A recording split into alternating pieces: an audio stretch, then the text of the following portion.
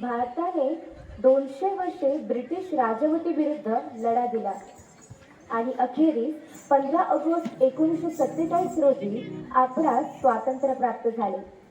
यानंतर आपले पहिले पंतप्रधान जवाहरलाल नेहरू यांनी याच दिवशी हा दिवस स्वातंत्र्य दिन म्हणून घोषित केला.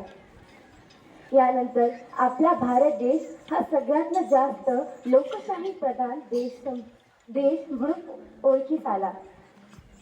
यावेळी स्वातंत्र्य देश हे बोलणे फार सोपे आहे, परंतु त्यावेळी केलेले ते परिश्रम कष्ट हे त्या शूरवीरांना आणि योद्धांनाच माहीत आहे.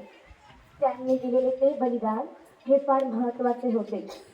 त्याचप्रमाणे लोकमान्य टिळक म्हणतात की जर माझ्या लेखणीचे वार मला होत असतील तर मातृभूमीच्या स्वातंत्र्यासाठी मी तो प्रत्येक वार झेलायला तयार आहे. त्याचप्रमाणे मातृभूमीवर प्रेम करणारे स्वातंत्र्यवीर सावरकर, ज्यांच्या कित्येक भाषणांनी जनजागृती झाली आहे, ज्यांच्या कित्येक कणखर शब्दांनी इंग्रज झुकले आहेत, अशा प्रत्येक भूमीवर प्रेम करणाऱ्या वीराला मी वंदन करते.